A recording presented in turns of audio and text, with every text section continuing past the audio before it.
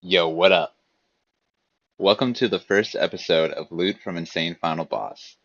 The beginning of this video will serve as a short intro to the series.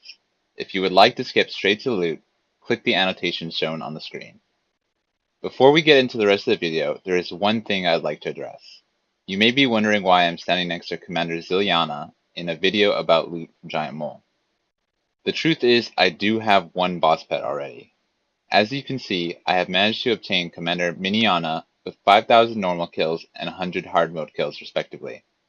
As a result, Commander Zilyana is the only boss I will not be making a video on. That being said, if for some reason there is overwhelming support for a loot video on Zil, it can be done on an alt if necessary. Let's talk a little about this boss.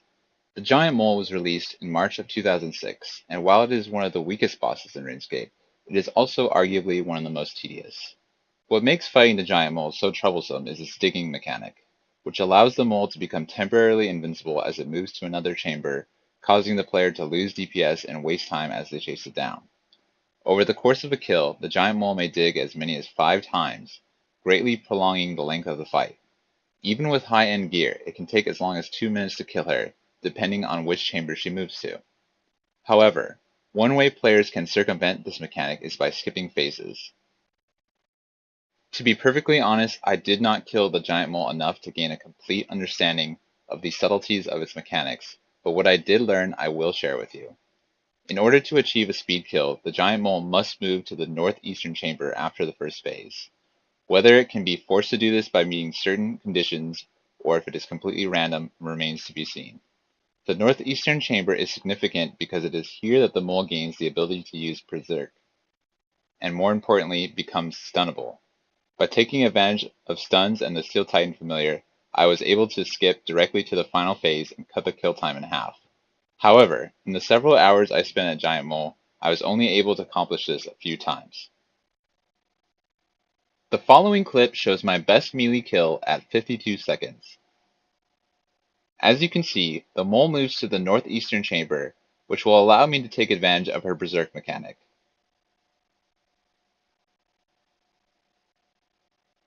Following my slaughter, she enters a Berserk Rage and becomes stunnable. Once she enters this state, it is a simple matter of using thresholds in combination with the Steel Titan special to damage her quickly and finish the kill.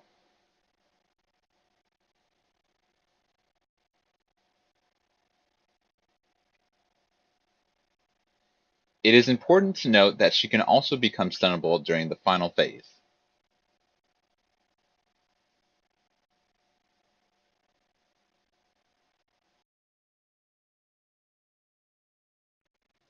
This last clip shows my personal best kill at 48 seconds, this time using Mage. As I mentioned in the previous clip, the mole must move directly to the northeastern chamber in order to achieve a speed kill. In my experience, I found that maging the Giant Mole resulted in faster kills in general, as it allowed me to attack from a distance as well as having the added benefit of more stun thresholds. I would recommend using Mage over Melee, as players are less likely to receive damage and can take advantage of spells such as Ice Barrage or Blood Barrage.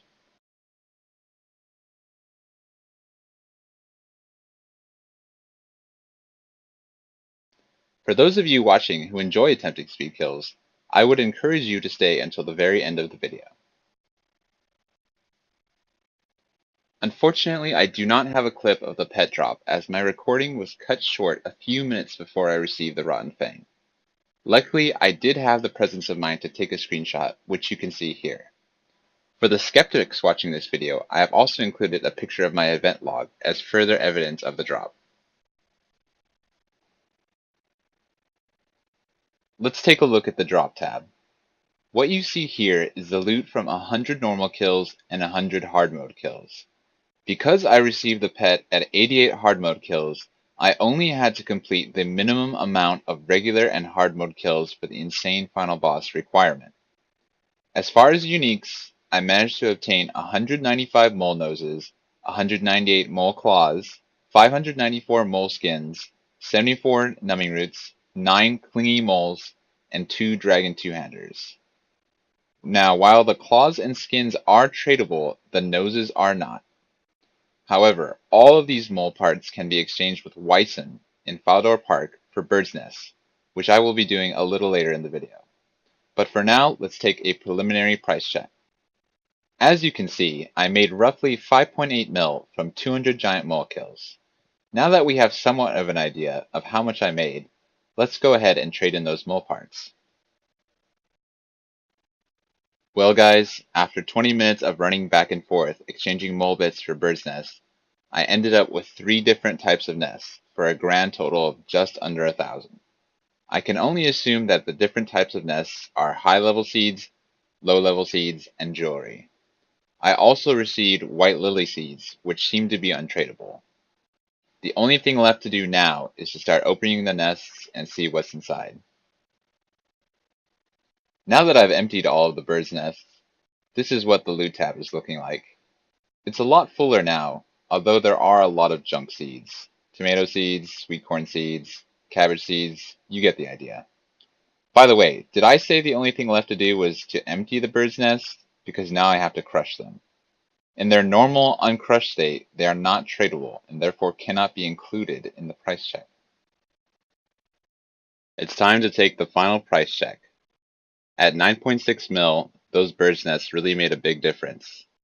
Let's go ahead and PC the rest of the items, starting with the strawberry seeds and ending with the gold rings.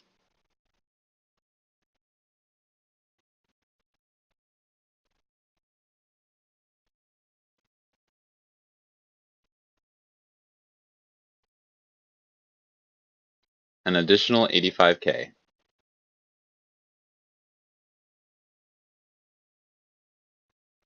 Last, but certainly not least, it's time to unlock the pet.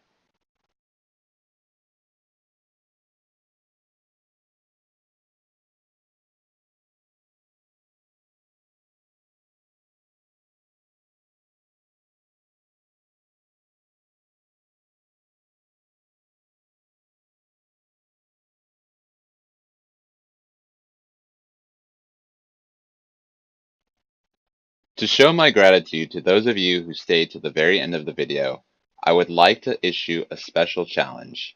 I'm offering 10 mil to the first person that can beat my personal record of 48 seconds. It can be in normal mode or hard mode, but the kill must be performed after the date of this video's posting, and there must be video evidence. Ideally, the date should be visible somewhere in the video as well.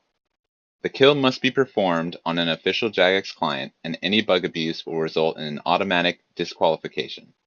Lastly, any player able to obtain a kill in 30 seconds or less will receive an additional 40 mil for a grand total of 50 mil. You may contact me through YouTube, Twitter, or Instagram. Links to my social media can be found in the description below. Good luck.